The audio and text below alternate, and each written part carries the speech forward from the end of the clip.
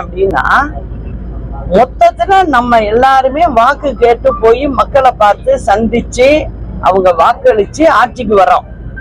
இன்னும் என்ன நீ பைத்தியக்காரனாவே நினைச்சிட்டு இருக்கிறல?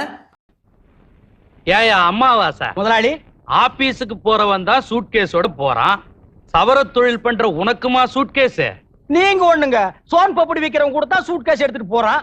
அது மட்டும் இல்ல, நான் யாருன்னு கேக்குறேன். தாராய சக்கரவர்த்தி. நான் இப்ப சொல்றது யாருக்கும்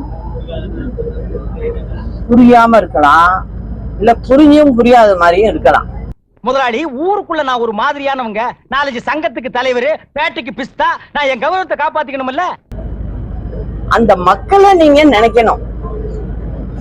தினம் தினம் பாத்தீங்கன்னா சென்னையில பாத்தீங்கன்னா எங்க பார்த்தாலும் குழிய தோண்டி போட்டு வச்சிருக்கீங்க. கேட்டா மெட்ரோ ரயில் திட்டம் அப்படின்னு சொல்றீங்க.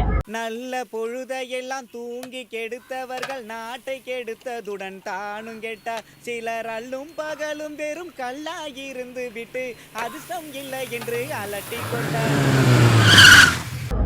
இது என்னைக்கு நீங்க செஞ்சு என்னைக்கு அந்த குழியெல்லாம் மூடி சாதாரண மக்கள் 2 வீலர் ஓட்டுறவங்கல இருந்து ஆட்டோ ஓட்டுறவங்கல இருந்து கார்ல போறவங்க. அவருக்கு என்னாச்சு டாக்டர்? அவருக்கு மெமரி லாஸ். பழசெல்லாம் மறந்துட்டாரு. அப்சர்வேஷன்ல வச்சிருக்கோம். இதுல இருந்து பல இடம் சுத்தி போக வேண்டியதா இருக்கு. காத்தவராயன் அருள் இருந்தா நாம நினைச்சதெல்லாம் நடக்கும்.